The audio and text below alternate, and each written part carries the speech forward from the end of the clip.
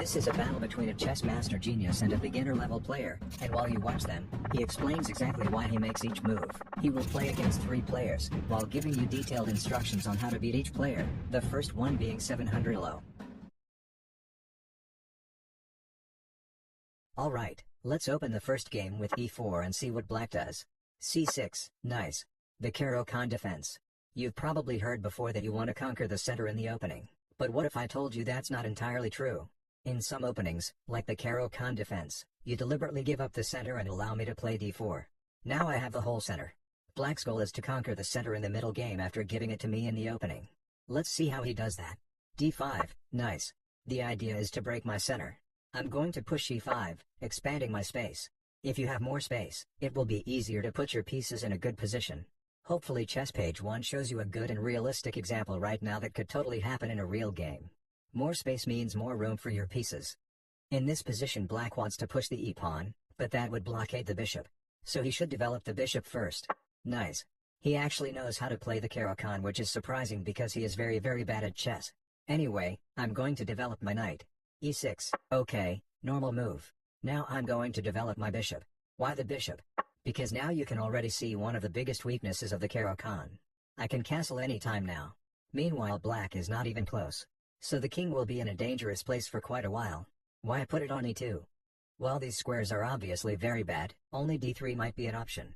But then he would probably trade bishops and I want to keep mine. I want to use it later to attack on this diagonal. You'll see what I'm talking about later. c5, alright. First of all, I don't want to take his pawn because he can take back with the bishop. I don't want to help him with development, I'm not stupid. And secondly, you can already see how his queen side is weakening. That's very not good for him because his king is still in the center of the board. I'm pretty sure I will get him with a queenside attack. But for now let me develop my bishop, I don't have a specific plan yet. Okay, he takes my pawn. You might be tempted to recapture with a queen because you develop the queen for free. But always think one step ahead. If you do that, he can develop his knight, attacking your queen and you have to retreat your queen. So instead, I will take with the knight, at the same time attacking the bishop. He drops the bishop back because he doesn't want to trade, fair enough. I'll just castle. Look at this. My king is safe, his king is still in the middle and nowhere near to castling. Black develops a knight, not a bad move. I think I'll add more pressure to the queen side now. Let me go c4. You don't have to make this specific move but I feel like it will help me accelerate his queenside collapse. Let's see what he does. He should try to castle his king or at least bring more stability to his queen c. Never mind, he wants to lose. So, he took my knight. That's not losing material, but now this diagonal with a direct attacking opportunity to the king is open again. I'll recapture the knight with my queen. I only use my queen because I know that he can't attack it afterwards. At this point I have a very clear plan. My king is safe. His king is not safe at all. The queen side is ripped apart and this open diagonal will very likely become his critical weakness. Now he captures my pawn. I'll recapture with the queen. Look, his king won't be safe for the next 5 moves or something. Rook c8. So the idea here is that he wants to develop his rook to a good square while attacking my queen at the same time. Then I'll have to move my queen again, wasting a move. Cool idea, too, but it's a mistake. I give check. That's just not good for him. Queen d7 to block the check. I could take his queen and he has to move his king, meaning he can't castle anymore. That would be a good move, but you should always look for an even better move. I'll go rook d1. Now I'm attacking the queen. But the queen can't move to the side. It's pinned by my queen. His only reasonable option is to capture my queen. And that's what he does. Now this move is an easy decision, take the freaking queen. Check. Now his only 2 options are to either move the king and blockade the whole king side, or instead he could block the check with his rook. But rooks are more valuable than bishops, right? He decides to not block with the rook, but move his king.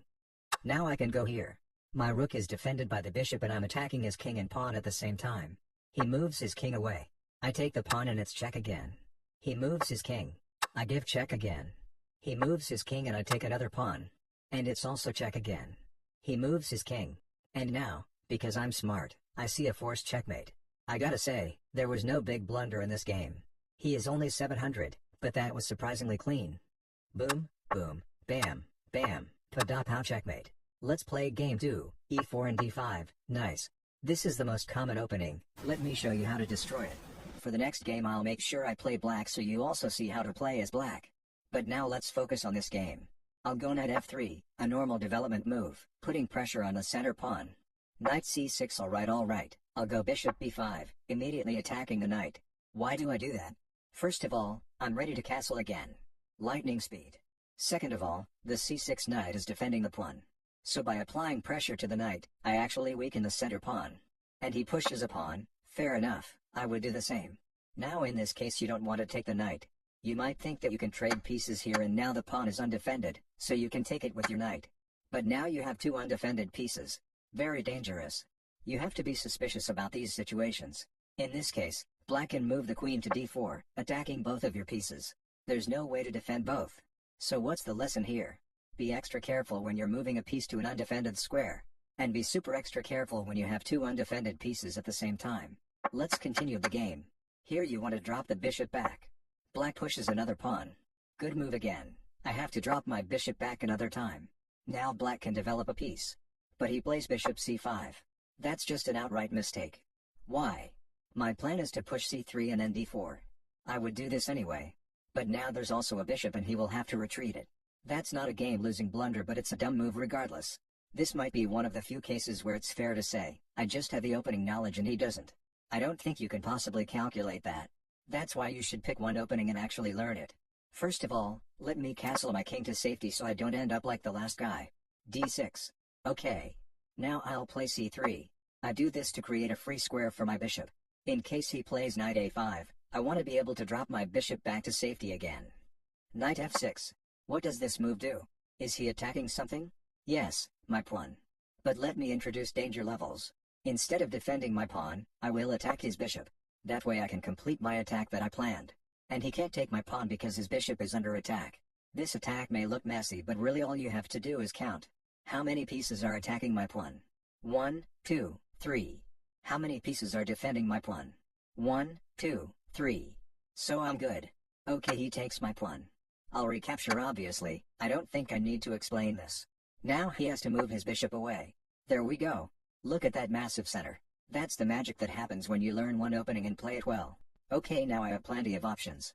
To decide which move I'm going to make, let's first look at my opponent's options. First thing that comes to my mind is this. He can capture the pawn. The pawn isn't defended. But if he does capture it, I can move my rook to e1, pinning the knight to the king. And trust me, I'll find a way to capture that knight. So that's not a problem. What else could he do? If he moved the bishop here, my knight would be pinned to the queen. I don't want that. So I'll play h3 to prevent that move. He castles. Now the king is not in the middle anymore. This pawn was defended because of the potential pin. Now there's no king behind the knight, so I'll have to defend my pawn. I'll do that with knight f3, a normal development move. Rook e8. Double attacking my pawn. I get the idea. You put a rook on a good square and attack my pawn at the same time. I could put the rook on e1 to defend the pawn. But keep in mind to always look for a better move. I can pin his knight. First of all, if he takes my pawn, I take his queen. If he takes with the rook, I take his rook. So he can't capture my pawn anymore. h6, little bit late but okay. I drop my bishop back. And he pushes another pawn. Now in this situation I'm going to do something cool. I'll sacrifice my knight. Now he takes back and I take back. Look at this. The king's side is open and there's a lot of pressure going on. This knight can't move at all. And the queen also can't move, because then I can take the knight. There's really no good way to defend this knight at all. It's just a very bad position for black. If you play more and more chess you will develop pattern recognition that allows you to see these type of typically dangerous situations. King g7, defending the knight. Well, but the knight still can't move right now because it's pinned at the moment. So let me think about how we can apply more pressure to the situation. Knight d5. Attacking the knight one more time. If I'm capturing with my bishop now, it will attack the king and the queen at the same time. Big win. So he better find a way to defend this. And surprisingly, he does find an interesting way to defend it. Bishop takes d4. Now the knight is defended by the bishop and the bishop is defended by the knight. Man, these 1200 rated players today are crazy. Crazy bad, because I'm about to ruin your day. Rook c3, attacking the knight that is defending the bishop that is defending the knight. What can you learn here? I'm attacking the defender of a piece. I want to get rid of this bishop, so I attack the defender of that bishop. And he defends with the bishop. The knight is defended by the bishop, which is defended by the knight, which is defended by the bishop. Great. Let's ruin his day. I'll take care with the rook. Now he takes back. And I can take the bishop with my queen. Not only is this winning material points for me, I'm also triple attacking this poor horse now. I hope this tactic was understandable. From here on the game should be super easy. He should do something about the knight situation. Rook e6. I don't know man, but okay. He should have taken my knight. Now I have another tactic. I'll take his knight. He recaptures with the rook. Awful for him. My bishop is looking at the rook and the queen. The rook is pinned by my queen. The rook is having his worst day. This rook is pinned so monumentally that I don't have to take it right now. I can wait and see if there's a better tactic in the future. Let's just push a pawn and see what happens. If I was him, I would be highly concerned with this. He should probably never mind he pushes queen side. Okay. Let's investigate. I could move my rook here and here, applying even more pressure. That takes 2 moves, but what is he gonna do about it? There's really nothing he can do to stop me. So let's do it. Okay, another queen side push. And here I spot a tactic that is probably going to win me as queen. You probably don't see the tactic right now, I'll show it to you. But keep in mind that you don't have to spot all these tactics. Your lesson here are, first of all, make sure your king is safe. My opponent can't win my queen with a kingside attack because my king is safe. This king is not safe. Secondly, improve your tactics.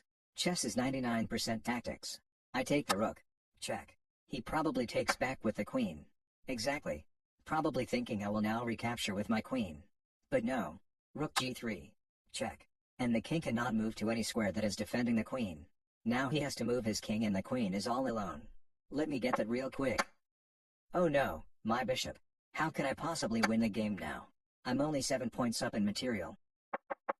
Let's move on to the third game. I'll show you how to win as black.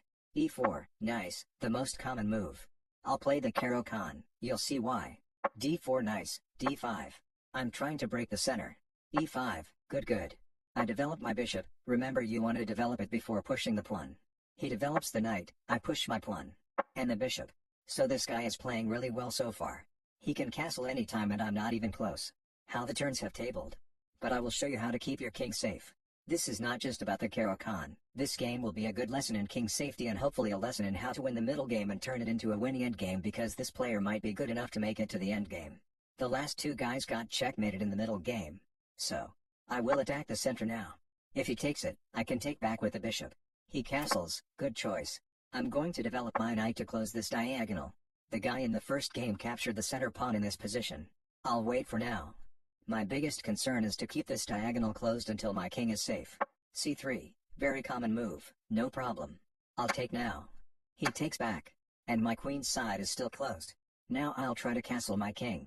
First I have to get the knight out. It can't go here, so I have to develop it to e7. Don't worry about the bishop, we'll get him out too. Knight c3.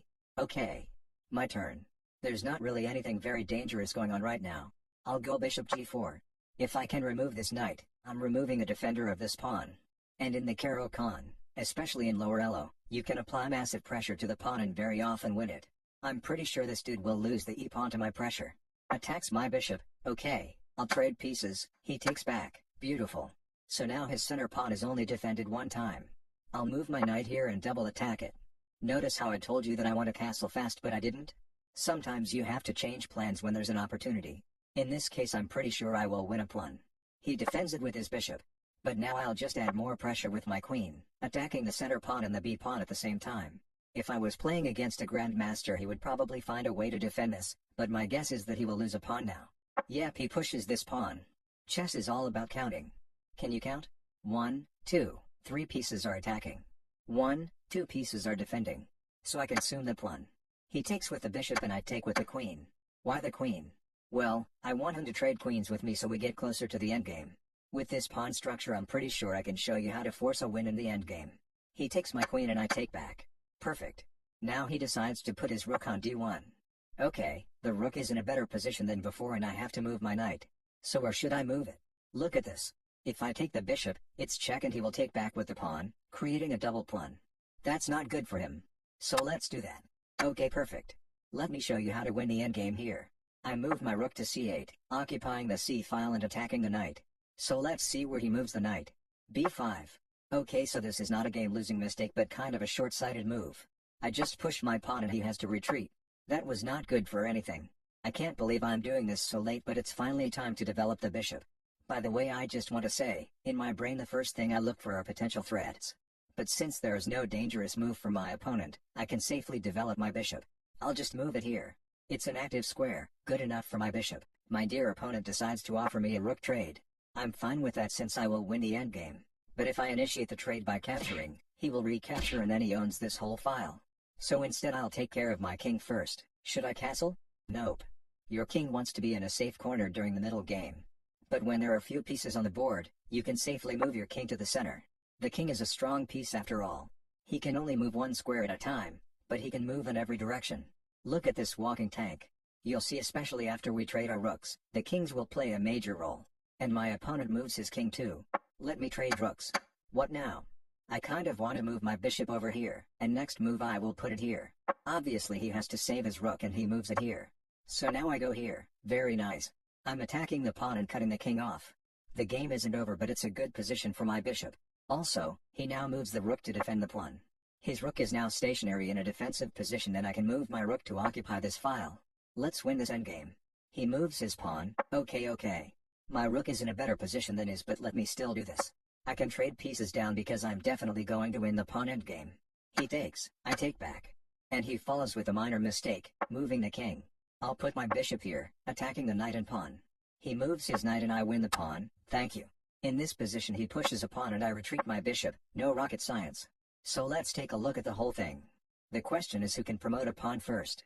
His king is on this side, and this side is completely blocked by my pawns. My king is on this side with easy access to his pawns. He pushes the king, but I don't care. I walk my way to his pawns. What is he gonna do? Attack my pawns? He can't do anything. He pushes, I take, he takes. Okay. I go one more step towards his pawns. His king can't get to my pawns, every single square is occupied. He goes back. I'll take this chance to move my bishop out of the way while attacking his pawn. He uses a move to dodge my attack, and I go one more step towards his pawns. King f5, whatever the point of that move was. See, I'm making sure he can't get to me. Meanwhile I am about to capture his pawns. He starts an unsuccessful attempt to save his pawn. I'll just fork his knight and pawn. Yes, kings can fork pieces. He has to retreat his knight and I take the pawn. See how powerful kings are in endgames? The most important thing is to cut off the enemy king and utilize your own king. His pawn runs away as if there was any hope to escape. I'm coming for you, peasant. Knight e5. This is probably supposed to be a super short-sighted attempt to attack this pawn. I just trade my pieces. And here I want to protect this pawn, so let me go here. He advances a pawn, I quickly take it. He pushes another pawn. And now the inevitable victory is close. I could promote these pawns, but obviously I can also promote this one. So I push my pawn. He follows. I escort my pawn. He can't go here, so he goes to the next best square, here. And boom. This is called the red carpet. My king is covering every square and the pawn can safely walk his way to promotion. Nobody can stop him. White resigns. Good game, bro. If you want to win more games like this, or this, or this, there's one problem. Most people are training inefficiently, and they never get to their dream rating. That is why I'm testing training methods inside ChessPage University. And so far the average LO gain over 2 weeks of training was 152 rating points. If you're interested in a training method that has been shown to work well, I linked ChessPage University in the video description below. You can watch the introduction video for free to see what's happening inside.